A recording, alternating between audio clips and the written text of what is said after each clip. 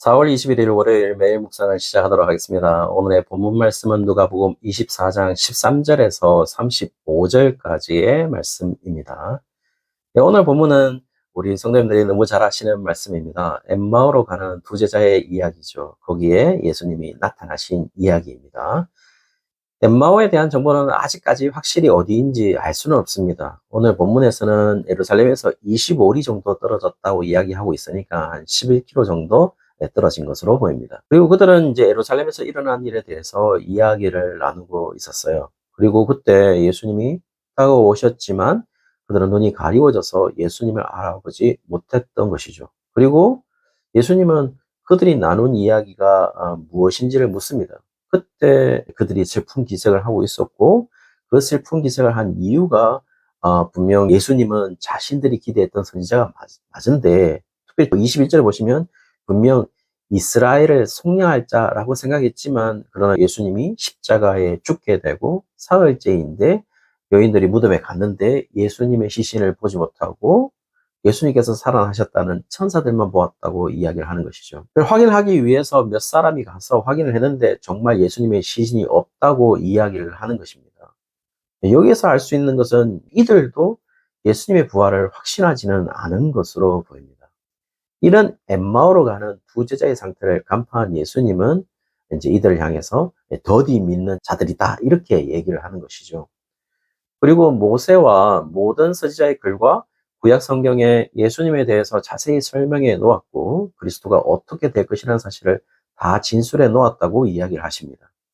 분명한 것은 지금도 이들은 여전히 예수님의 부활을 믿지 못하는 상태로 보입니다. 왜냐하면 이들은 아직 예수님의 죽음의 상태에 머무르는 더디 믿는 자들에 불과하니까요. 그리고 지금 그들은 단순히 예수님의 부활을 믿지 못하는 자들이 아니라 26절에 보시면 그리스도가 고난을 받고 자기의 영광에 들어가야 할 것이라고 했을 때에 여기 헬라어가 데이가 들어가서 영어에 해당되는 단어는 must입니다. 그러니까 반드시 그리스도가 고난을 받고 반드시 자기 영광에 들어가야 할 것을 이야기하는 것이죠. 한마디로 당연한 필연을 이야기하면서 하나님의 계획의 필연적 성취를 이야기하고 있는 부분인데 이것을 지금 이해하지 못하는 제자들임을 이야기하고 있는 것이죠. 결국 예수님은 그들과 함께 유하시고 30절에 그들과 함께 식탁의 교제를 나눈 후에 31절에 그들의 눈이 밝아져서 예수님인 줄 알아보았다고 기록하고 있습니다. 여기서 눈의 역할은 생물학적 눈을 가리키는 것은 아닌 것으로 보입니다. 그냥 예수님을 정말 알아볼 수 있는 눈이냐, 그리고 알아보지 못하는 눈이냐라는 것을 이야기하는 것으로 보여요. 그러나 모순적으로 31절에 보시면은 예수님을 알아본 후에는 생물학적 눈에서 예수님이 사라지셨다. 이렇게 기록을 하고 있는 것이죠. 네, 그렇다면 그들의 마음이 동요하기 시작하고 예수님을 인식하기 시작할 때를 기록하고 있는데 32절에 그때가 예수님이 성경을 풀어주실 때라고 기록하고 있고 그때 마음이 뜨거워졌다라고 이야기를 합니다. 예수님이 성경을 풀어주신 것은 구약 성경을 말하는 것으로 보입니다. 그 구약 성경은 27절에 예수님에 관하여 기록한 것이다 라고 이야기를 하고 있고 예수님에 관하여 기록된 것은 결국 고난을 받고 죽고 자기의 영광으로 들어가야만 한다는 하나님의 계획이 주제라는 사실을 말하면서 성경을 해석해 주었다라고 이야기하는 것으로 보입니다. 그리고 그때 그들은 예수님을 인식했다라고 이야기를 하는 것이죠. 사실 이 모습 속에 우리에게 알려주는 이야기는 아주 단순합니다. 결국 우리의 삶 속에 예수님을 인식하면서 살아가고 있는지를 묻고 있는 것이죠. 네, 그들의 슬픈 기색은 예수님의 시신이 없어졌다는 잘못된 인식으로 인한 그들의 마음이었습니다. 그러나 이것을 바꿔놓으시는 것은 예수님이 말씀을 풀어주실 때에 그들은 마음이 뜨거워지는 것을 느끼면서 예수님을 인식한 후에 전혀 다른 마음의 상태를 이제 알려주고 있는 것이죠. 분명 슬픔과는 다른 마음의 상태를 표현하고 있는 것은 분명한 것으로 보여요. 그 표현은 여기에서 뜨거워지다라는 것인데, 이 뜨거워지다라는 단어가 이 카이오라는 단어로 이 불을 피우다, 빛나다라는 의미인데요. 우리가 슬픈 얼굴을 하고 있을 때 보통 어떻게 표현하나요? 어둡다 이렇게 표현하잖아요. 그런 것처럼 지금 얼굴이 뜨거워졌다는 말은 빛나고 있다라는 겁니다. 전혀 다른 얼굴 표정을 이야기하고 있는 것이죠. 다시 말씀드리면 대조된 얼굴 표정을 이야기하고 있다라고 볼 수 있을 것 같아요. 그런데 우리는 사실 언제 어둡습니까? 그리고 언제 우리의 표정이 밝아집니까? 실제로 예수님은 제자들에게 단순히 얼굴의 표정이 어둡고 밝고의 문제가 아니라 우리의 삶의 어두움과 밝음의 기준은 바로 우리가 예수님을 제대로 인식하고 있는가이고 우리가 예수님을 제대로 믿고 있는지를 말해주는 것으로 보입니다. 저에게 개인적으로 좀 안타까운 것은 이제 교회도 그리스도인이라고 하는 우리도 이제 예수님을 아는 것만으로 우리의 표정이 밝아지지는 않는 것 같아요. 저는 정말 저 스스로에게 이제 물어봅니다. 정말 예수님이 부활하신 것이 정말 우리의 삶의 기쁜지, 그리고 우리가 예수님을 알아갈수록 우리의 표정이 밝아지고 있는 것인지. 우리가 고난주간을 거쳤잖아요. 고난주간을 거치면서 우리가 스스로 무언가 절제하고 고난에 동참하고 있다고 생각하겠지만 사실은 그것은 십자가는 아니거든요. 오로지 우리가 십자가를 진다라는 것은 죽는다라는 것을 의미하는데요. 무엇을 죽여야 할까요?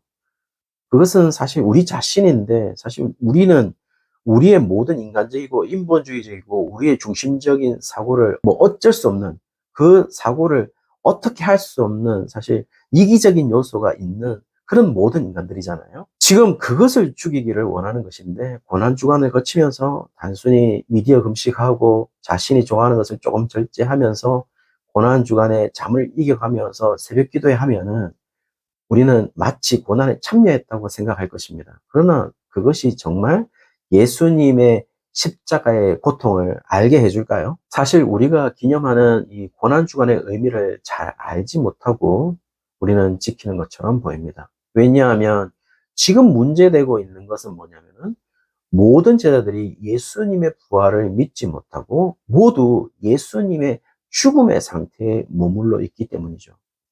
고난주간에 우리의 삶의 양식을 예수님의 십자가 죽기 전에 고난의 모습에 우리의 삶의 모습을 맞추려고 합니다.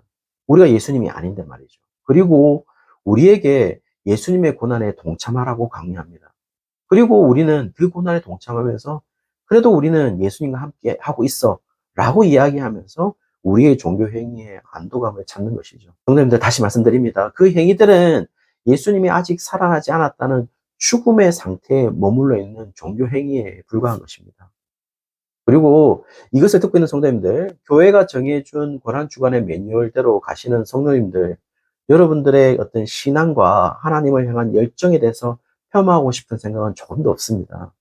결국 교회 리더들, 특별히 목사님들이 오히려 고난주간이 예수님을 죽음의 상태로 머물게 만들지는 않는지, 그리고 또 부활절이 되면 단순히 피곤한 휴일이 아니었는지, 우리는 정말 부활절이 되면 기쁜 건지, 이제 우리가 스스로 좀 자문해야 할 그런 시점에 온 것으로 보입니다. 지금 엠마오로 가는 제자들이 고난주간을 거치면서 예수님이 죽으신 후에 빈 무덤으로 이제 부활한 예수님을 만나기를 원하는 그 자리에 예수님이 오셔서 축하를 받으러 오신 것이 아니라 그냥 슬픈 기색을 하고 일상적으로 엠마오로 가는 그 길바닥 위에서 오히려 예수님이 구약을 해석해 주시고 있고 예수님을 향한 하나님의 필연적 계획을 설명하고 있으면서 그것이 그들의 마음을 밝혔고 그것이 그들의 눈을 밝게 만들어서 예수님이 더 이상 생물학적으로 보이지 않아도 예수님이 살아나셨다는 인식을 갖게 되었다는 것입니다. 그리고 그들은 자신의 길을 33절에 보시면 예루살렘으로 돌아갔다고 이야기를 하는 것이죠. 뭘 말하는 것입니까? 자신의 삶의 방향을 바꾸었다라고 이야기를 하는 것이죠. 오늘 본문의 전체적인 구조를 보면 두 제자들이 엠마오로 떠나는 것과 제일 마지막에 두 제자들이 예루살렘으로 돌아가는 것이 맞물려서 보고 있고 예수님이 그들에게 오시는 것과 예수님이 그들에게 떠나신 것이 맞물려 보고 있습니다. 그리고 예수님을 알아보지 못하는 것과 예수님을 알아보는 것과 붙어 있습니다. 그런 구조로 지금 정확하게 13절부터 35절까지 이루어져 있는 것이죠. 이런 이야기의 구조를 볼 때에 우리가 부활한 예수님을 보았다라는 것은 무엇을 의미할까요? 그것은 바로 우리의 삶의 방향을 바꾸는 것을 의미하는 것이죠. 우리가 원했던 삶의 방향이 아니라 바로 하나님의 계획의 방향으로 바꾸는 것을 의미한다는 것입니다. 그리고 그것이 반드시 이루어져야만 한다는 필연을 믿음으로 받아들이는 것이죠. 그만큼 힘든 일이 어디 있겠습니까? 왜냐하면 우리의 모든 계획을 죽여야 하니까요. 사랑하는 성도님들, 정말 예수님이 부활하신 것을 믿으신다면 슬픈 기색을 하고 엠마오로 자신의 삶의 방향을 가졌던 것을 이제 밝은 기색을 가지고 예루살렘으로 우리의 삶의 방향을 전환하시는 것은 어떨까요? 그리고 우리가 예수님이 아직 죽은 상태의 그날에 있는 것이 아니라 부활하셔서 승천하셔서 하늘 보좌에 진정한 왕으로 우리를 다스리고 있음을 경험하는 날에 지금 우리가 거기에 있음을 경험하고 또 경험하는 오늘이 되시기를 주의 이름으로 축원합니다.